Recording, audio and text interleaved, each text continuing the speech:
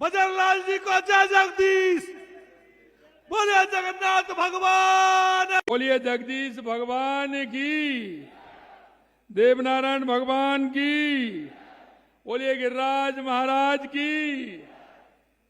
आज के इस भगवान जगदीश जी के लक्की मेले में, आज के इस कार्यक्रम में मंच पर विराजमान कैबिनेट में मेरे साथी, जिन्होंने अपनी मेहनत से, अपनी परिश्रम से, अपनी सेवा से राजस्थान के एक ऐसे नेता के रूप में पहचान बनाई है जो जमीन से जुड़कर चलने वाले ऐसे मेरे साथी गृह राज्य मंत्री जवाहर सिंह जी बेड़म साहब, छबड़ा के विधायक भाई प्रताप सिंह जी सिंघवी साहब, करौली के विधायक भाई दर्शन सिंह जी गुर्जर साहब, सपोटरा के विधायक भाई हंसराम जी मीणा साहब, हमारे करौली के जिलाध्यक्ष भाई शिव कुमार सैनी जी, आपके अपने ही हमारी पार्टी के वरिष्ठ नेता पूर्व विधायक भाई मान सिंह जी गुर्जर साहब, हमारी हिंडौन की पूर्व विधायक राजकुमारी जी जाटव, हमारी प्रत्याशी सांसद इंदु देवी जी जाटव जी, भाजपा प्रत्याशी टोड़ा भीम रामनिवास जी मीना साहब, जगदीश मंदिर धाम के ट्रस्ट के महंत श्री मनोज कुमार जी, अध्यक्ष श्री घनश्याम खटाना जी, श्री बहादुर सिंह जी और 12 गांव की सरदारी पंच पटेल, मेरे सभी पूजा योग बुजुर्गों, नौजवान दोस्तों और इतनी बड़ी मेरी संख्या में आई मेरी माता बहनों, सबसे पहले तो मैं आप सभी का अभिनंदन करता हूं, वंदन करता हूं, आप सभी को नमन करता हूं। और मैं धन्यवाद देना चाहता हूं कमेटी को कि आज मैं सौभाग्यशाली हूं कि आज भगवान जगदीश जी के मंदिर में आकर के एक साथ आप सभी का दर्शन का लाभ मिला। इसके लिए भी मैं धन्यवाद देना चाहता हूं, क्योंकि आज बसंत पंचमी है और ये बसंत पंचमी आप सब जानते हैं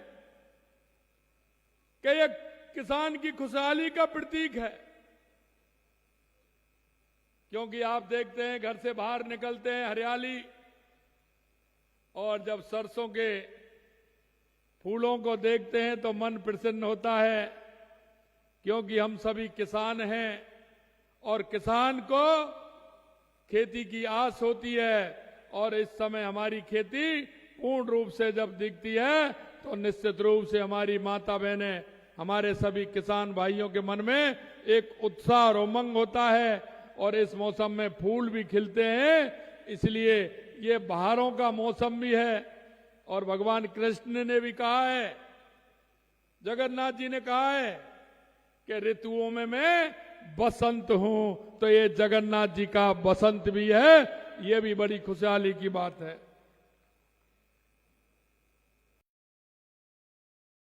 मैं इतना ही कहना चाहता हूं कि भगवान जगदीश जी के साथ मां सरस्वती का आशीर्वाद भी है, क्योंकि आज हम मां सरस्वती को पूजते हैं।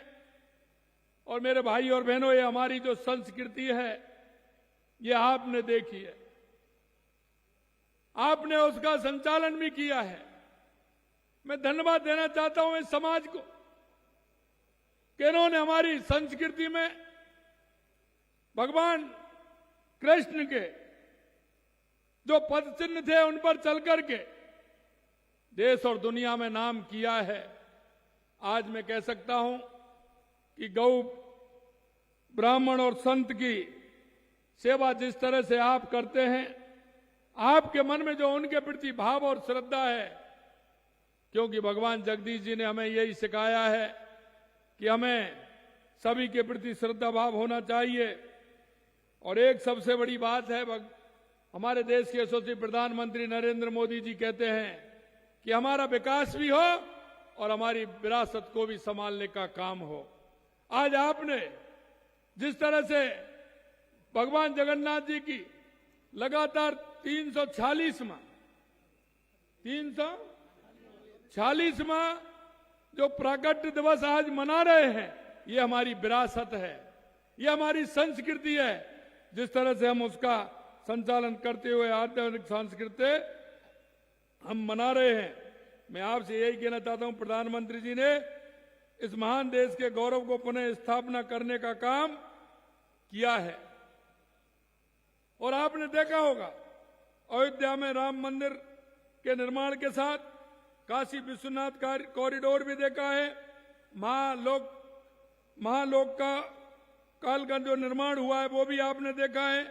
ऐसे कई अन्य कार्य भी हुए हैं और आपने देखा होगा राजस्थान में हमने भी ये कार्य प्रारंभ किया है, क्योंकि हमने मंदिरों के लिए 100 करोड़ रुपए दिए हैं। आपने देखा होगा एक ही मंदिर के लिए अलग से हमने 100 करोड़ रुपए खाटू श्याम के लिए दिए हैं। और अभी आपने देखा होगा गिरिराज जी में भी 15 दिसंबर को मुहूर्त लगाया गया था कि पूछरी का लौटार गिरिराज जी भव्य और दिव्य बने, इसके लिए भी हमारी सरकार ने काम किया है। और हमने एक और घोषणा की है, क्योंकि भगवान कृष्ण जब शिक्षा के लिए जा रहे थे, तो शिक्षा के लिए जब मथुरा से निकले तो वो उज्जैन संदीपनी के आश्रम में पहुंचे थे। और हमने भी कहा कि भगवान जाओ करके गए, कृष्ण गमन पथ बनाएंगे और हमारे मंदिरों का निर्माण करते हुए इसको भव्य बना करके भगवान कृष्ण का गमन पथ हमारा ये होगा। और इसी से मैं कहना चाहता हूं, क्योंकि वो शिक्षा के लिए गए थे और हमारे जवाहर सिंह जी ने आज शिक्षा की बात कह दी। उन्होंने कहा कि भगवान जब शिक्षा के लिए संदीपन आश्रम में गए थे, ये तो मेरी बहनें हैं और बहनें भी वो हैं कि यहां का जो हमारा जिस तरह का जलवा रहा है, हमारे इस क्षेत्र के भाई सेना में बहुत बड़ी संख्या में हैं, वो मां भारती की रक्षा कर रहे हैं, हमेशा वो अपने दायित्व पर रहते हैं। इसलिए जो उन्होंने कहा है कि शिक्षा के लिए जहां आवासीय विद्यालय होना चाहिए, उसके लिए उनकी मांग जो है हम उसको भी पूरा करते हैं, जहां हमारी बहनों को पढ़ने के लिए। जब आपके यहां से भगवान कृष्ण संदीपन गुरु के आश्रम में शिक्षा के लिए जा सकते हैं, तो वो जगन्नाथ मंदिर भी उन्हीं के धाम में आता है और ये कृष्ण गमन में जगन्नाथ मंदिर का भी उद्धार होगा, ये भी मैं आपसे कहना चाहता हूं। मित्रों, मेरी जाति है तो वो किसान है, क्योंकि देश के यशस्वी प्रधानमंत्री नरेंद्र मोदी जी कहते हैं कि इस देश में 4 जातियां हैं। और इसीलिए मैं कहना चाहता हूं, अगर वो 4 जातियां हैं, वो पहली किसान, मजदूर, मेरा युवा और मेरी बहनें महिला, ये 4 जातियां देश के अंदर हैं। अगर इन 4 जातियों का उत्थान होगा तो मेरे गांव का उत्थान होगा, मेरी तहसील का उत्थान होगा, मेरे जिले का उत्थान होगा, मेरे प्रदेश का उत्थान होगा और मेरे देश का उत्थान होगा। आपने जैसा कहा, मैं वही आपको बताना चाहता हूं मेरे भाई और बहनों, कि जब हम 1 साल पहले सरकार में आए थे, तो हमने देखा था कि हमारे राजस्थान का उत्थान कैसे हो सकता है, क्योंकि लोग आते थे, जिसका सबसे ज्यादा यहां राज था। मैं उनसे कहना चाहता हूं कि राजस्थान में सबसे पहले अगर कोई कमी थी तो मेरे किसान की वो धरती प्यासी थी, मेरे किसान की धरती को पानी पिलाना था। हमने सबसे पहले रोड मैप बनाया, हमने कहा कि पहले आवश्यकता राजस्थान की क्या है, तो हमको लगा कि सबसे पहले आवश्यकता राजस्थान को पीने के पानी और मेरे किसान के खेत के लिए पानी की आवश्यकता है, खेत के लिए पानी की आवश्यकता है। मैं एक बात तो नहीं कह सकता कि आलू से सोना बना दें, वो तो मैं नहीं बना सकता, लेकिन मैं एक बात जरूर कह सकता हूं, अगर मेरे इस किसान की जमीन को पानी मिलेगा तो मेरी ये जमीन जरूर सोना उगलेगी, ये जरूर हो सकता है। इसलिए राजस्थान के हर क्षेत्र को देखते हुए पूर्वी राजस्थान की जो मांग थी, ईआरसीपी योजना जिसका नाम हमने राम जल सेतु किया है, उस राम जल सेतु के माध्यम से आपके करौली, सवाई माधोपुर, धौलपुर, भरतपुर, अलवर, जयपुर, टोंक, हमारे इन 17 जिलों को पानी पीने के लिए भी मिलेगा और 4 लाख हेक्टेयर भूमि को सिंचाई के लिए पानी भी मिलेगा। ये बात हमने करके दिखाई है। यही नहीं, हमने कहा पूरे राजस्थान का विकास हो। हमने हमारा शेखावाटी, सीकर, चूरू, झुंझुनू के लिए यमुना जल का समझौता किया है, उसके लिए हमारी डीपीआर प्रारंभ हो गई है। इसका तो काम डीपीआर का प्रारंभ हुआ है। हमारा हनुमानगढ़, गंगानगर से लेकर के बीकानेर, नागौर, जैसलमेर, बाड़मेर, फलौदी के लिए पानी की आवश्यकता है, तो उसमें इंदिरा गांधी नहर को पक्का करने का, और वहां हमारा पानी जो कम आता था उस काम पानी को भी हमने, कि हमारा पानी पूरा मिले, इसके लिए भी काम किया है। हमने उदयपुर के अंदर हमारी देवास स्कीम को प्रारंभ किया है कि जो आधा पानी हमारा अरब सागर में जाता था, आधा हिंद महासागर में आता था, हमने कहा वो पानी हमारा काम नहीं आता है, वहां भी टनल बना करके और टनल के माध्यम से एनीकट बना करके उस पानी को भी हमने इधर लिया है। हमने माही डैम को भी आगे बढ़ाने का काम किया है, जिससे कि हमारा डूंगरपुर, बांसवाड़ा, पाली, जालौर, सिरोही को भी पानी मिले। मैं आपसे इतना ही कहना चाहता हूं, हमने वायदा किया है और हमने उसका शिलान्यास भी 17 दिसंबर को, आपने देखा होगा, देश के यशस्वी प्रधानमंत्री नरेंद्र मोदी जी ने किया है, और आपको हम विश्वास दिलाते हैं आने वाले समय में उसका उद्घाटन भी हम ही करने वाले हैं, ये भी हम आपको विश्वास दिलाते हैं। दूसरी बात हमारी थी कि हमें दूसरी और क्या आवश्यकता है। हमने देखा दूसरा, हमारा बिजली के क्षेत्र में हमारा किसान परेशान रहता है, वो रात को जाता है, ठंड में रात में किसान की स्थिति कैसी होती है, मैं आपको बताना चाहता हूं। सबसे पहले पूरे राजस्थान के किसानों के लिए हमने कहा कि हम 2027 तक हमारे किसान को दिन में बिजली देंगे, और हमारा किसान दिन में 8 बजे जाएगा और शाम को 5 बजे 6 बजे बंद करके आराम से घर आएगा, बीवी बच्चों के साथ समाचार भी सुनेगा, नाटक भी देखेगा, फिल्म भी देखेगा, आराम से खाना खाएगा। ये हमने कहा है और हम आपको विश्वास दिलाते हैं पूरे राजस्थान के अंदर 2027 तक हम दिन में बिजली देने का काम करेंगे। हमारे उपभोक्ता को पूरी बिजली मिलेगी, हमारे उद्योग वाले को पूरी बिजली मिलेगी। मैं आपसे इतना कहना चाहता हूं कि आपको जो हमने वायदे किए हैं, हम एक एक वायदे को पूरा करेंगे। हमारा तीसरा काम था हमारा, हमने देखा पिछली सरकार में, आपने देखा होगा, आए दिन पेपर लीक होते थे, आए दिन किस तरह की स्थिति होती थी। हमारा जो किसान है, वो किसान अपने बच्चे को किस तरह से पढ़ाता है, उसकी जब फीस बढ़ती है तो वो किस तरह से जाता है। अरे मेरे भाइयों, मैं जानता हूं वो गरीबी बहुत बुरी होती है, जब मेरे किसान की, मजदूर की गरीबी होती है वो बहुत बुरी होती है। मेरा किसान जब किसी से पैसा लेने के लिए जाता है, वो रात के अंधेरे में जाता है, पड़ोसी को भी पता नहीं चले, इसलिए लेकर के आता है और अपने बच्चे से कहता है कि जाइए आप मेहनत करिए। बच्चा भी विश्वास दिलाता है कि पिताजी मैं नंबर लाके बताऊंगा और आपका सहारा बनूंगा, मेरी नौकरी लगेगी। लेकिन देखा होगा पूरे 5 साल लगातार पेपर लीक होते रहे। उधर पिताजी की दिक्कतें होती कि मेरा बेटे को मैंने पैसा दिया है, ये मेरा बेटा नंबर लाए, बेटा भी विश्वास दिलाता है पिताजी लेकर के आऊंगा। जब पेपर लीक हो जाता है तो घर के कोने में पिताजी भी रोते हैं और उसका बेटा भी रोता है कि मेरा सपना पूरा नहीं हो सका। मित्रों, मैं इतना ही कहना चाहता हूं, आपने देखा होगा 1 साल हो गए, एक भी पेपर लीक नहीं हुआ और हमने युवाओं से वायदा किया था और जुलाई के अंदर वायदा किया था जब हमारा बजट आया था कि हम 1 लाख युवाओं को नौकरी देंगे और आपने लगातार देखा होगा हमने 60,000 को नियुक्ति पत्र दे दिए।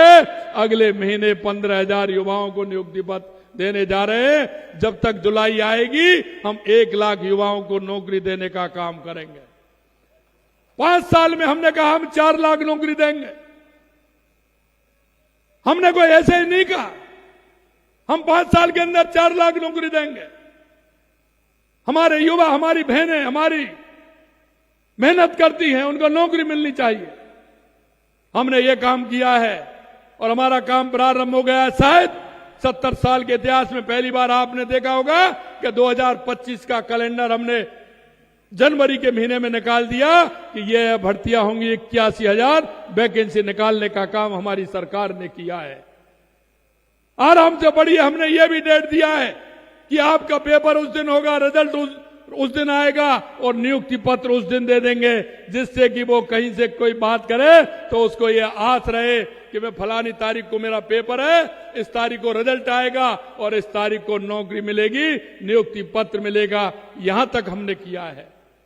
मेरे भाई और बहनों, मैं आपसे यही कहना चाहता हूं कि हमने हमारे युवाओं को, हमारे किसान के पुत्र, अभी अभी आपने देखा चतुर्थ श्रेणी कर्मचारी की हमने लगभग 60,000 जगह निकाली है, हमने वैकेंसी निकाली है, ड्राइवर और वो मिला करके। लेकिन आपने देखा होगा ये 60,000 जगह क्या 5 साल की है, क्या 2 साल की है? मैंने 1 साल में हो गई ये वैकेंसी। अरे मैं उनसे कहना चाहता हूं जो नुमाइंदे बैठे थे कि उस किसान के बच्चे को क्यों दूर रखा 60,000 नौकरियों से? आपने क्यों नहीं निकाली समय पर आपने उनके लिए नौकरियां, जिससे कि मेरे किसान का सहारा लगता?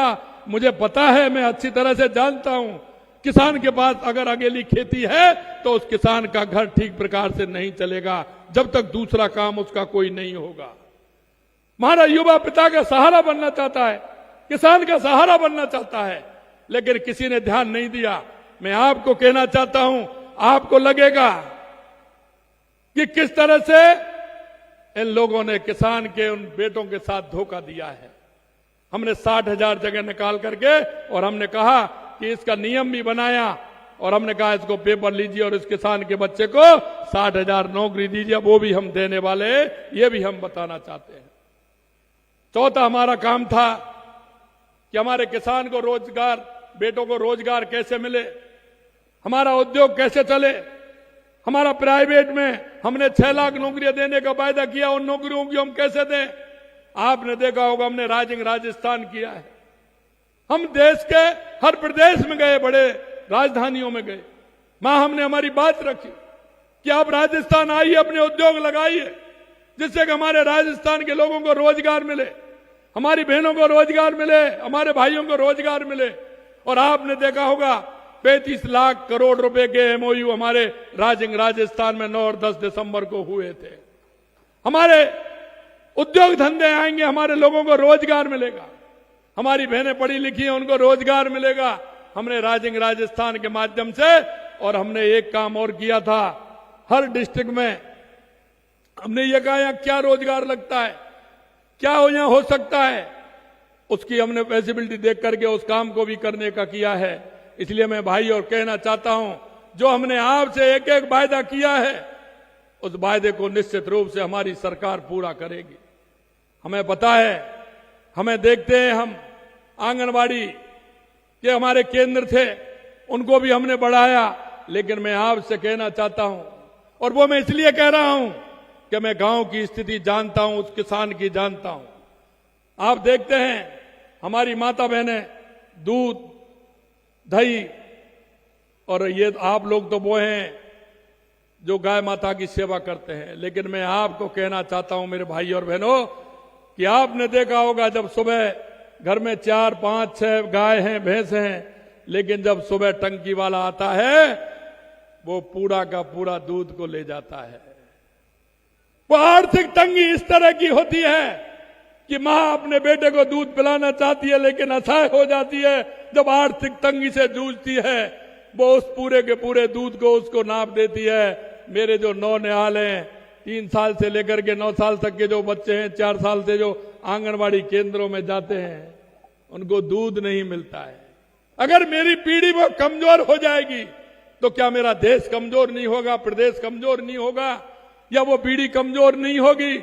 हमने कहा कि नहीं, उनको दूध पिलाने का काम हमारी सरकार करेगी और हमने आंगनवाड़ी केंद्र में 3 दिन उनको 9 निहालों को दूध, गर्म दूध पिलाने का काम हमने किया है।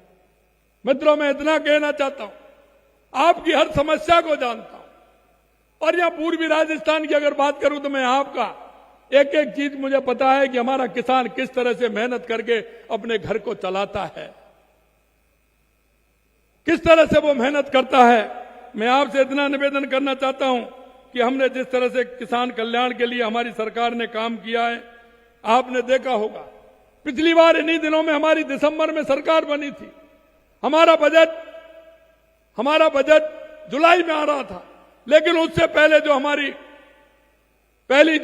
हमारी विधानसभा थी उसमें ही हमने कहा कि हमारे किसान की खेती आने वाली है, क्योंकि मार्च में आने वाली है। दूसरा तो ये बढ़ा देंगे, अगले में बढ़ा देंगे। अरे भाई, मेरे किसान को फायदा कैसे मिलेगा? अगर मार्च निकल जाएगी तो किसान की फसल तो मार्च, अप्रैल और मई तक किसान तो फ्री हो जाता है गेहूं से, और उसको आवश्यकता होती है। कई लोग कहते हैं किसान गेहूं को रोक ले, सरसों को कैसे रोक लेगा? उसको आवश्यकता होती है। किसान हमारा पूरे साल भर का एस्टीमेट बनाता है कि उसे बेटी की शादी करनी है, किसी को भात देना है, किसी को उपज देना है, किसी को दुकान बनानी है, किसी को ट्रैक्टर लेना है, किसी को ट्यूबवेल लगाना है, तो उसकी आवश्यकता होती है। हमने कहा किसान क्रेडिट कार्ड भी बढ़वाया। हमने ये कहा कि उनसे कि हमारा किसान का गेहूं का समर्थन मूल्य वो भी हमने बढ़ाया। और आज मैं कह सकता हूं पूरे देश के अंदर अगर गेहूं का सबसे ज्यादा समर्थन मूल्य है तो वो राजस्थान के किसान को मिल रहा है, राजस्थान के किसान को मिल रहा है। मैं ये भी जानता हूं कि किसान किस तरह से चलता है, और अभी मैं और लेने वाला हूं कि किसान हमारी किन किन परेशानियों से परेशान रहता है। हमने किसान के लिए जिस तरह से काम किया है, हमारे देश के यशस्वी प्रधानमंत्री नरेंद्र मोदी जी किसान सम्मान निधि देते थे। हमारी राजस्थान सरकार ने कहा था कि हम भी आपको किसान सम्मान निधि देंगे। आपके खाते में आ रही है कि नहीं आ रही है? आपके खाते में किसान सम्मान निधि आ रही है कि नहीं आ रही है? आपने 2 किस्त लगातार देखी होंगी, 1000 रुपए की एक किस्त, 1000 रुपए की किस्त हमने देने का काम किया है। हमने जो किसान से वायदा किया है, हर वायदे को हमारी सरकार पूरा करेगी। और अभी अभी आपने देखा होगा, कल का जो बजट आया था उसमें आपने देखा होगा प्रधानमंत्री जी ने कृषि बजट में बढ़ोतरी की। किसान सम्मान निधि, फसल बीमा योजना, कृषि ऋण, उत्पादन लागत का 1.5 गुना, एमएसपी, जैविक खेती को बढ़ावा, प्रति बूंद से किस तरह से हम हमारी फसल को सिंचित कर सकते हैं, सूक्ष्म सिंचाई कोष, कृषि यंत्रीकरण, मृदा स्वास्थ्य कार्ड आदि कामों को उन्होंने किया है। नई पहल उठा करके किसान की आज डबल करने का काम हमारे प्रधानमंत्री जी ने किया है। किसान भाइयों के प्रति हमारी पूरी निष्ठा के साथ हमारी सरकार काम कर रही है। माननीय प्रधानमंत्री श्री नरेंद्र मोदी जी के नेतृत्व में केंद्र सरकार किसान सम्मान निधि 6000 और 2000 रुपए हमने दिए। यही नहीं मेरे भाई और बहनों, मैं आपसे अंत में इतना कहना चाहता हूं कि हमारी सरकार ने जिस तरह से मुख्यमंत्री मंगला पशु योजना, ऊंट सड़क विकास और गोपाल क्रेडिट कार्ड, मैंने एक गोपाल क्रेडिट कार्ड किस लिए प्रारंभ किया आपको बताना चाहता हूं। क्योंकि सबसे पहले किसान के घर अगर कोई आता है रिश्तेदार या दूसरे के यहां हम जाते हैं तो सबसे पहले पूछते हैं खेतीबाड़ी कैसी हुई है, यही पूछते हैं ना। फसल कैसी है, यही पूछते हैं ना। जब जाते हैं रिश्तेदारी में यही पूछते हैं ना। और दूसरी बात क्या पूछते हैं, दूध बूध हो रहा है कि नहीं हो रहा है, यही पूछते हैं कि नहीं पूछते हैं कि दूध बूध हो रहा है कि नहीं हो रहा है। तो वो कहते हैं हाँ हो रहा है, तो उसको खीर बन जाएगी, यही है ना। दाल बाटी चूरमा भी हो जाएगा दूध हो रहा है तो। अगर दूध नहीं हो रहा है तो फिर कहां से होगा। हमने सोचा कि हमारा कोई भी किसान ऐसा नहीं रहे, इसके लिए 1 लाख रुपए हमने गोपाल क्रेडिट कार्ड दिया है कि हमारा कोई भी किसान अगर किसी के गाय भैंस नहीं है तो वो 1 लाख रुपए में आराम से आए, भैंस लेकर के आए, उस पर किसी तरह का हमने ब्याज नहीं है, 1 लाख रुपए ऋण मुक्त है वो। और इसलिए वो कि आप अपने बच्चों को गाय भैंस ला करके उनको दूध पिला सके और उनको घर में कोई रिश्तेदार आए तो उसको चाय पानी कर सके। हमारी माता बहनें बढ़िया खीर बना करके उनको खिलाएं, इसके लिए हमने गोपालक क्रेडिट कार्ड हमने दिया है। क्योंकि हम जानते हैं कि हमारे किसान की क्या क्या दिक्कतें हो सकती हैं। घर घर जाकर बीमार पशुओं का इलाज के लिए मोबाइल पशु चिकित्सालय वाहनों के माध्यम से सेवाएं शुरू की है। क्योंकि हमारा किसान कहाँ गाय भैंस को ले जाएगा? अगर एक बुग्गा में या एक मेटाडोर में ले जाएगा वो 500 रुपए 600 रुपए लेगा कि नहीं लेगा भैंस के? आप बताइए। ये छोटी छोटी बातें हैं, लेकिन आप इनका उपयोग करिए कि अगर वो भैंस बीमार है, गाय बीमार है, तो उसमें रख के ले जाएगा तो 500 700 400 रुपए लगेंगे कि नहीं लगेंगे? अब आप फोन करिए, वो गाड़ी खुद ही आ जाएगी।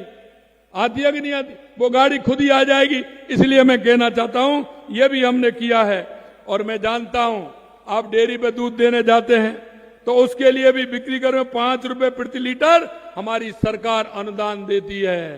5 रुपए प्रति लीटर, क्योंकि हमें पता है किसान का सहारा पशुपालन है। अगर किसान खेती करता है और पशुपालन करता है तो उसके घर की कार्रवाई हो जाएगी, उसका घर चल जाएगा।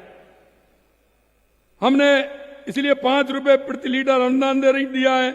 39 फूड पार्क स्थापित किए जा रहे हैं जो कृषि के क्षेत्र में नए अवसर पैदा करेंगे। 33 फूड पार्क हेतु भूमि आवंटित की गई है। किसानों को उनकी फसलों का उचित मूल्य दिलवाने के लिए राज्य में गेहूं, मूंग, मूंगफली, सरसों समर्थन मूल्य से खरीदारी भी हम कर रहे हैं। हमारी सरकार की सोच है कि हमारा किसान मजबूत हो, किसान का बेटा और बेटी हमारी सरकारी नौकरियों में आए, या वो नौकरी देने वाला बने, या तो नौकरी लेकर के वो अपना काम करे, नहीं तो नौकरी देने वाला हमारा किसान का बेटा बने। मैं आपसे यही कहना चाहता हूं। आखिर में एक बार फिर आपको इस अवसर पर बधाई देता हूं कि आप सभी यहां मुझे इतनी बड़ी संख्या में दर्शन का लाभ मिला।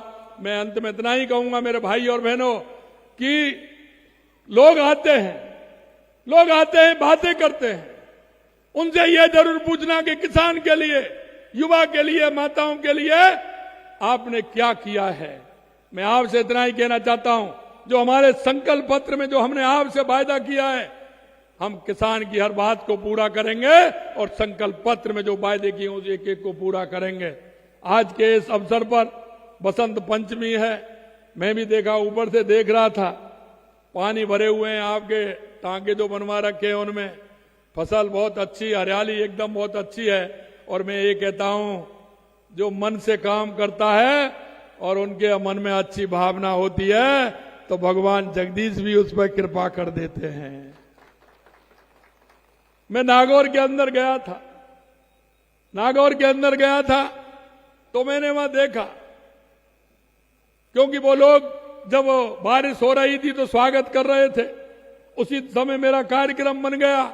उन्होंने कहा कि साहब 40 साल बाद हमारी लूनी नदी चली है। मैं आपसे भी कहना चाहता हूं, अब की बार एक भी बांध ऐसा नहीं रहा प्रदेश का जो भरा नहीं हो। इसलिए भगवान जगदीश जी की कृपा से उसने पूरे बांध भी भरे। और मैं जिधर पूछता हूं, मेरे भाई और बहनों, किसानों की खुशहाली है, अच्छी फसल है, और अच्छी फसल होती है तो हमारे किसान की उम्मीद भी बनती है और हमारा किसान दुगनी ताकत से काम करता है। नहीं तो आपने देखा है, अगर हारी हुई जंग पर कौन लड़ता है?